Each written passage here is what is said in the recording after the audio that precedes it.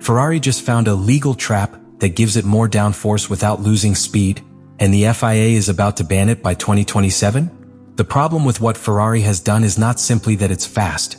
It's that it completely changes the way we understand rear aerodynamics in today's Formula One. Because for years, teams have had to choose, either more downforce or more top speed. You couldn't have both without paying a clear price. But now, with this system, Ferrari seems to have found a third way that was not contemplated in the traditional balance of the regulations. It all starts with an idea that, on paper, seems simple, but is in reality extremely complex. Harnessing hot exhaust gases not as an engine waste product, but as an active aerodynamic tool. Ferrari introduces a small element, a flap strategically placed right at the exhaust outlet, and converts that flow of gases into a kind of invisible accelerator for the air that passes through the rear of the car. This not only increases the loading on the rear wing, but also improves the efficiency of the diffuser, meaning more grip without needing to add more wing. But here comes the key that many overlook. This is not a piece that can be assembled and that's it. Ferrari designed the entire concept of the car around this solution. They redesigned the gearbox, moved critical internal components and adjusted the rear geometry so that everything worked in perfect synchronization with that flow of gases. That is, performance doesn't just come from the exhaust, but from how the entire car is optimized to exploit it. And this is exactly what begins to generate tension within the paddock. Because when one team finds a solution that is not only effective, but structurally difficult to copy, the rest are immediately disadvantaged. Some teams tried to replicate it quickly, but what they did was a superficial version without the real integration that Ferrari has. The result: minimal improvements in the face of a potentially huge advantage for the Scuderia. This is where the real conflict comes in. The FIA is not simply reacting to a brilliant innovation, it is reacting to the domino effect it can cause. Because if this solution is maintained, all teams will be forced to completely redesign their cars by 2027, which implies enormous costs, technical risks, and a possible breakdown of the competitive balance that has been attempted to build in this new era of Formula One. And for that reason, what we are seeing now is not just a technical debate, it is a battle for the future of the regulation. Ferrari has taken a gray area to the limit, and the FIA has to decide if that interpretation is part of the game, or if it has crossed a line that should not exist. As this innovation begins to spread through the paddock, the situation stops being a simple technical advantage and becomes a structural problem for Formula One. Because we are no longer talking about whether Ferrari is faster in a corner or on a straight, we are talking about a concept that forces everyone else to rethink the very basis of their cars. And that is exactly what is starting to worry the FIA. The reaction of the teams was as immediate as it was revealing. In a matter of just a few races, multiple teams have attempted to replicate the blown exhaust concept, making it clear that within the paddock it is perceived as a real and significant advantage. But this is where the difference is made. Copying the idea does not mean understanding it. Most teams could only develop simplified versions, partial solutions that try to redirect the gases, but without the deep integration that Ferrari achieved from the base design of the car. This creates a dangerous gap. Because while Ferrari exploits the full potential of the system, the rest barely scratches a small part of that performance. And in a sport where differences are measured in thousands, that conceptual distance can translate into a sustained advantage throughout an entire regulatory era.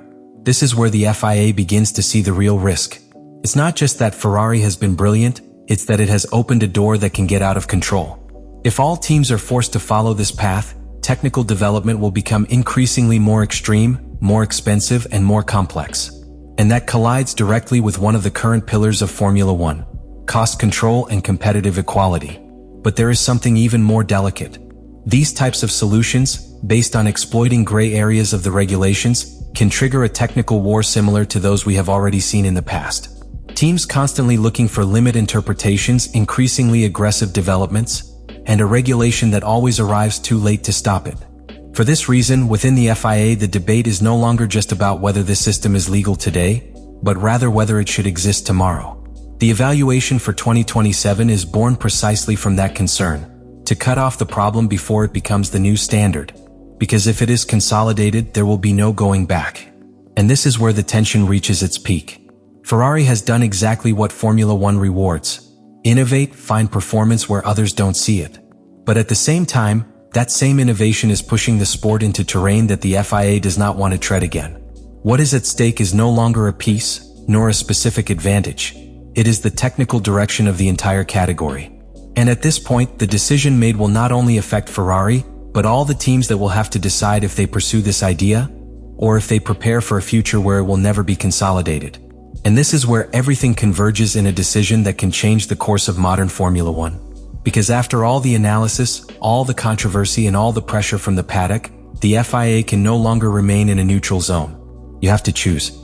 Allow this innovation to evolve, or stop it before it becomes the new technical standard in the sport. If the FIA decides to ban blown exhaust by 2027, the message will be clear. There are limits even within the gray areas of the regulations. Ferrari would lose one of the keys to its aerodynamic concept, and all teams would avoid investing millions in a direction that would be completely closed.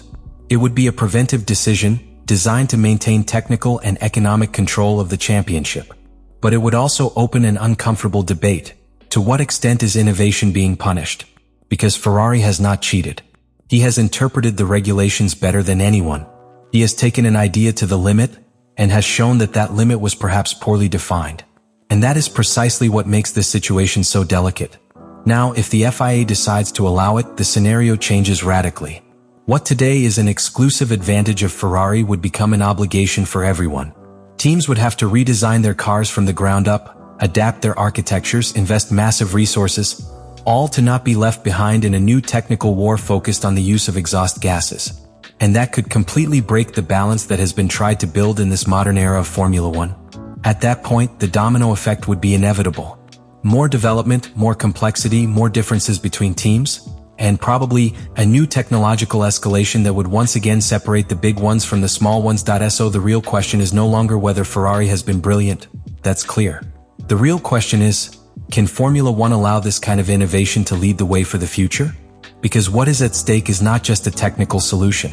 It is the DNA of the sport. It is deciding whether Formula One continues to be that extreme laboratory where anything goes as long as it is legal, or if it enters a stage where even the most brilliant ideas can be stopped to protect the spectacle. And when 2027 arrives, we will know the answer.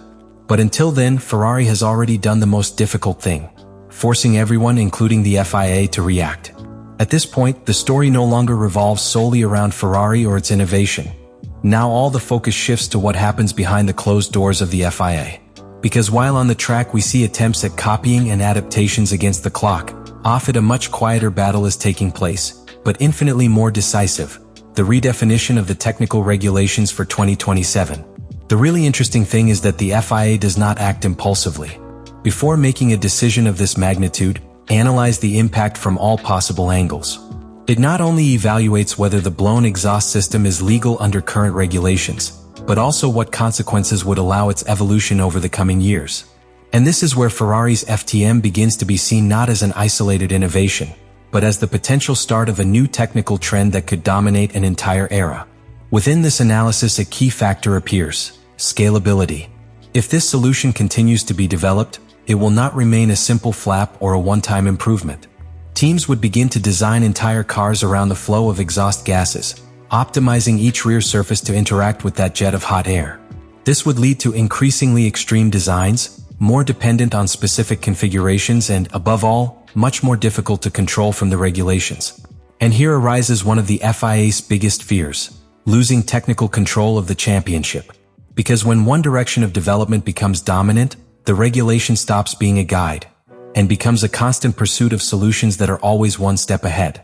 This has already happened in other eras of Formula One, and the result has almost always been the same: inequality, increased costs, and a growing gap between teams. But there is another element that adds even more tension to this situation. The FIA must also consider the message it sends to the teams. If you decide to ban these types of solutions, you are drawing a clear line on how far you can go. But if you allow Ferrari to continue, you are validating an aggressive development philosophy, where finding gray areas becomes the key to success. And that completely changes the mentality of the paddock. Because it would no longer be just about optimizing the car, but about constantly reinterpreting the regulations in search of hidden advantages. Ferrari, meanwhile, finds itself in a unique position. He knows that he has a real advantage, but he also knows that his continuity does not depend solely on his performance on the track, but on a political and technical decision that is beyond his control. It's a race against time, maximizing the benefit of the system while it is still legal, knowing that it could disappear before it is fully established. Thus, Act 4 places us at the most tense point of this entire story. There are no certainties, no final decisions. Just a fragile balance between innovation and regulation. The FIA observes, analyzes, and debates, while the rest of the teams prepare for two completely opposite scenarios. Because right now, Formula One is at a crossroads. And what is decided will not only affect Ferrari's blown exhaust, it will define how the sport will innovate over the next decade. Ferrari has shown that there is still room for genius in a sport increasingly limited by rules. It has found performance where no one else was looking. It has integrated a solution that not only works, but redefines the balance between downforce and resistance. And most importantly, it has forced everyone else to react. But precisely because of that, the situation becomes so complex. Because when an innovation is too effective, it stops being just an advantage and becomes a problem for the system. The FIA now has to decide whether to protect that freedom of innovation or prioritize stability, cost control, and competitive equality. And that decision will mark the future. Because if it is banned, Ferrari will have gone too far for its own benefit. But if it is allowed, we will be at the beginning of a new technical era where everyone will have to follow that path, whether they want to or not.